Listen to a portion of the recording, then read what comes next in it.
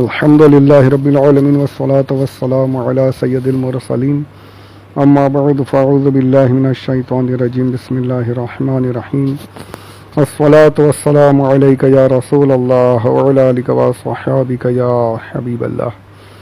سورۃ البقرہ کی آیت نمبر 4 کی تفاسیر دیکھ کر میں آپ کو کچھ عرض کرنے کی سعادت حاصل کر رہا ہوں۔ پچھلے آڈیو میں نے یہ عرض کیا تھا کہ قرآن پر ایمان کیسے لانا ہے، اس کے بارے میں چند ایک باتیں عرض کروں گا۔ چند کیا، 2 باتیں ہیں بس، وہ 2 باتیں دھیان میں رکھنی ہیں۔ جو عام مومنین ہیں، یعنی کامن مین، کامن مسلمین، عام مسلمان جو ہیں،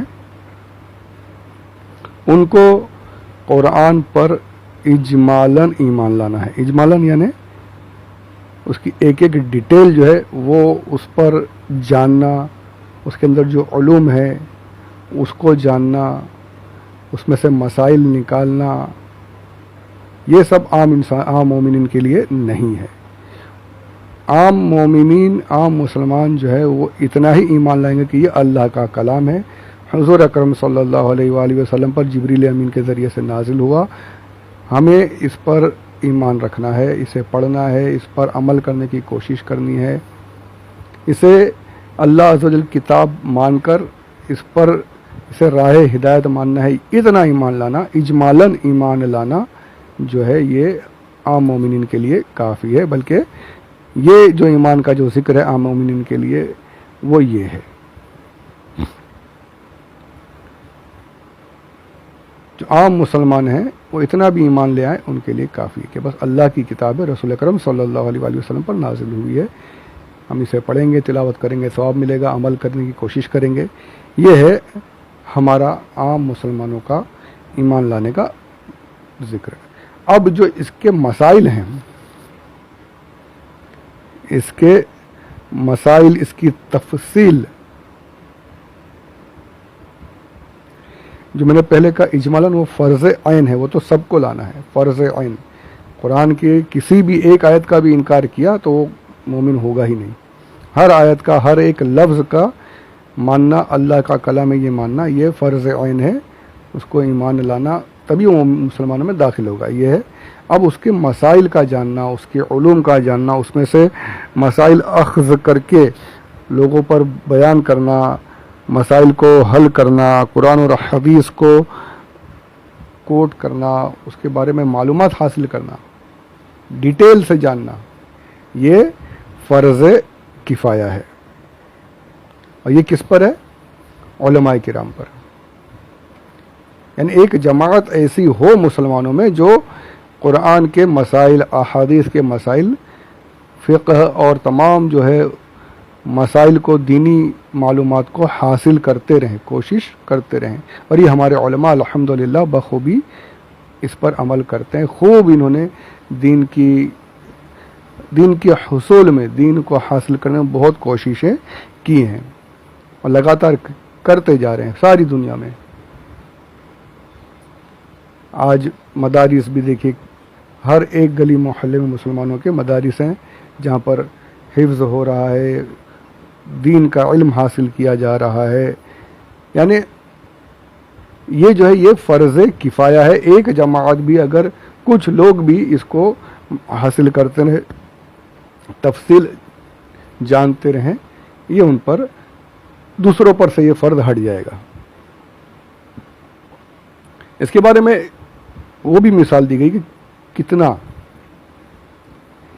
کتنوں میں سے کتنے لوگ علم حاصل کریں، ڈیٹیل والا، تفصیل سے قرآن کے بارے میں، احادیث کے بارے میں۔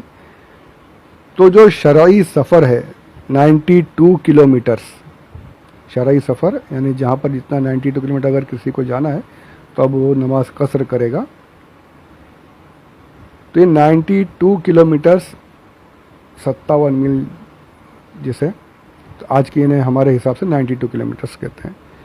اتنے ایریے میں سمجھ لیجئے کہ 92 کلومیٹرز تک، ہر طرف، چاروں طرف، اگر کوئی ایک بھی عالم دین نہیں بنتا ہے، کوئی ایک بھی دین کا علم حاصل نہیں کرتا ہے تو اب سب کے سب گناہ گار ہوں گے.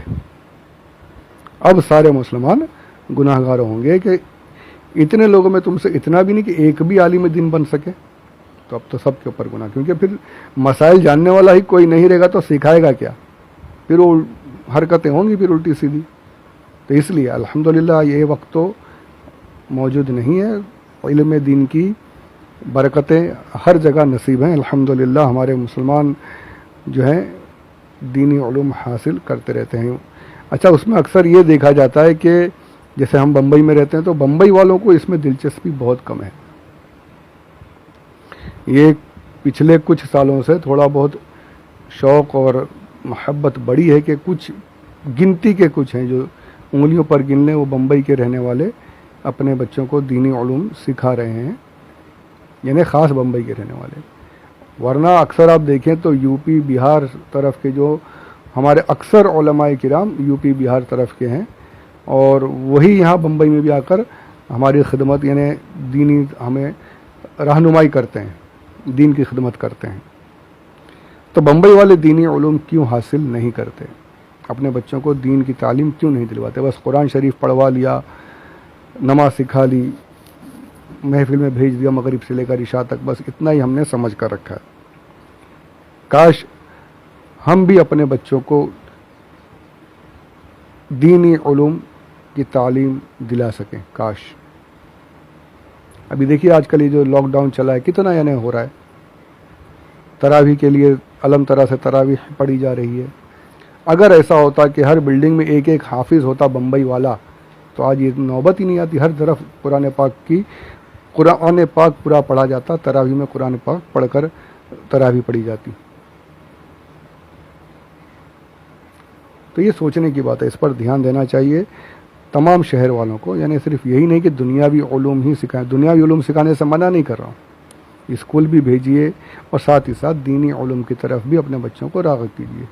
اللہ ہمیں خوب خوب دین کی تعلیم حاصل کرنے کی توفیق عطا فرمائے. اس کے فضائل بھی بہت ہیں, پر ابھی وہاں جاؤں گا تو اور کافی لمبی بات ہو جائے گی. کبھی موقع آئے گا آگے انشاءاللہ, حیات رہی تو دینی علوم کے بارے میں بھی انشاءاللہ آیتیں آئیں گی تو پھر انشاءاللہ کچھ عرض کریں گے. تو یہاں پر یہ جو میں نے کہا کہ نارمل کامن جو مسلمان ہیں, عام مسلمان ہیں, وہ صرف اجمالاً ایمان لائیں گے, یہ فرض عین ہے. یہ سب کو اس پر اجمالاً تو سب کو ہی ایمان لانا ہے, اور ایک جماعت علماء کی ہو جو اس کے تمام باریکیوں کو سیکھے, باریکیوں کا علم, تمام اس کے اسرار و رموز کو سیکھے, احکامات کو سیکھے. یہ فرض کفایہ. اب یہ سب پر کیوں فرض نہیں ہے؟ اب سوچیے اگر قرآن پاک میں یہ حکم ہوتا کہ سب کے سب دینی علوم حاصل کرو, تو اب بتائیے کیا حال ہوتا ہمارا؟ کیا کوئی کام کاج کر پاتے, دکانیں چلا پاتے, گھر بار کی ذمہ داریاں پوری کر پاتے؟ صرف دینی علوم ہی حاصل کرنے کا حکم ہو جاتا تو پھر نہیں کرنے پر گناہ ہوتا. تو اللہ عز و جل نے سب کے لیے آسانیاں فرمائی ہے. قرآن و حدیث میں آسانی ہی آسانی ہے, کسی پر اس کی طاقت سے زیادہ وزن دیا ہی نہیں گیا.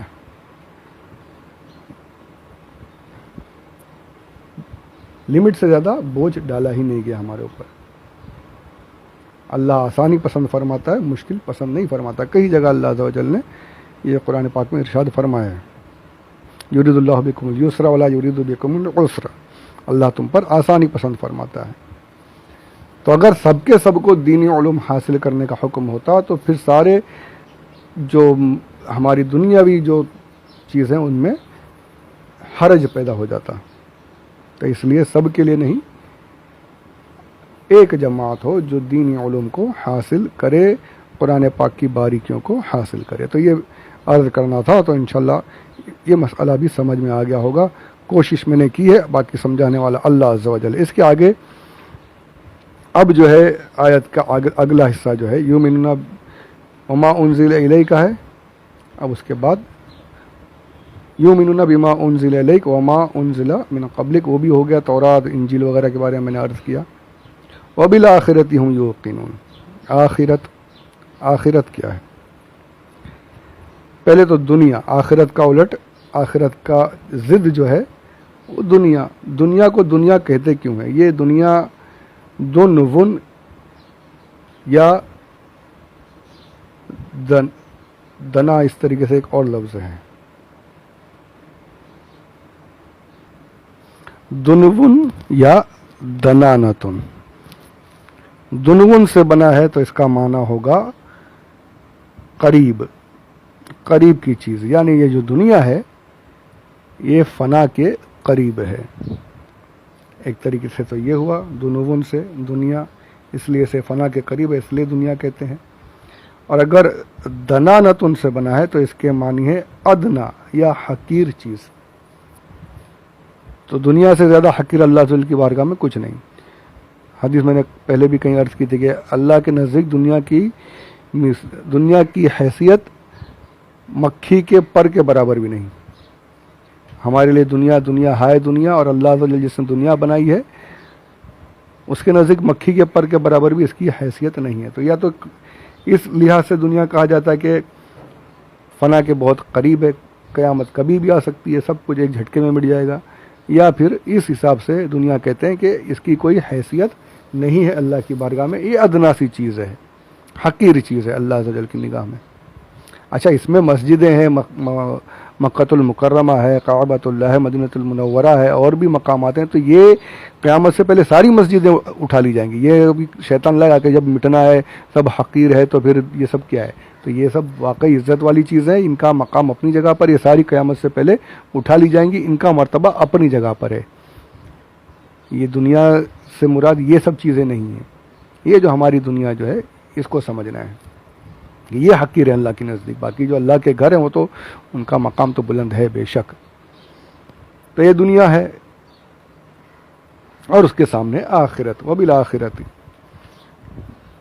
تو آخرت کو آخرت کیوں کہتے ہیں؟ آخرت یعنی دوسری چیز. ایک معنی یہ فرمایا دوسری چیز، یعنی دنیا کے بعد جو ہوگا دوسری چیز کیا ہے؟ آخرت ہے. اچھا، آخرت سے برزخ بھی مراد لیا جاتا ہے، یعنی مرنے کے بعد قبر میں دفن ہونے سے لے کر کے قیامت کے دن اٹھنے تک جو بیچ کا جو پیریڈ ہے، دفن ہونے سے لے کر. اچھا، کوئی دفن نہیں بھی ہوا، مر گیا، تو مرنے کے بعد سے اب جو قیامت تک کا جو پیریڈ ہے، چاہے کچھ بھی شیر نے کھا گیا، کہیں اور اس کو دفن نہیں کیا گیا، ایسی لاش پڑی رہے گی، سڑ گیا، تو دفن ہونا ہی ضروری نہیں، برزخ اس کا وہیں سے شروع ہو جائے گا. مرنے کے بعد سے برزخ کا عمل شروع.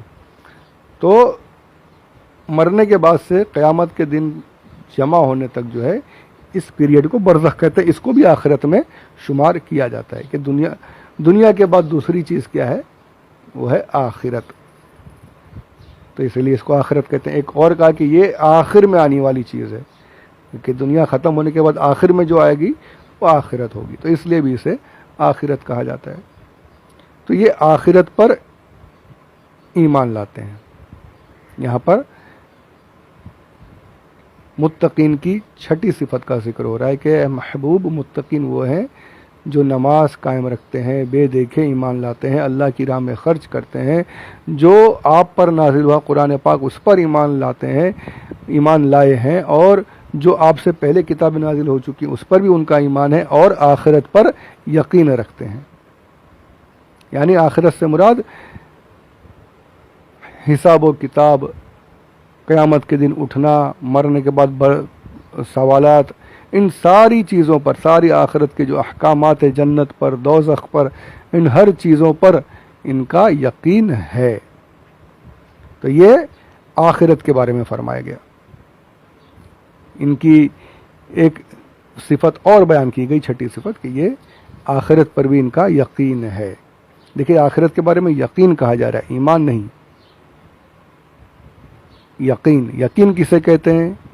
تو یقین کے بارے میں انشاءاللہ اس کے اگلے آڈیو میں چند باتیں عرض کروں گا. پھر وہ تفصیل سے بتانا رہتا ہے، اگر میں اس کو شارٹ کروں گا تو پھر وہ بات ہی نہیں بنے گی، اور زیادہ جاؤں گا تو آڈیو طویل ہو جائے گا. تو انشاءاللہ اس کے اگلے آڈیو میں آخرت پر یقین اور یقین کا کیا معنی ہے اس کو انشاءاللہ پیش کرنے کی سعادت حاصل کرتا ہوں.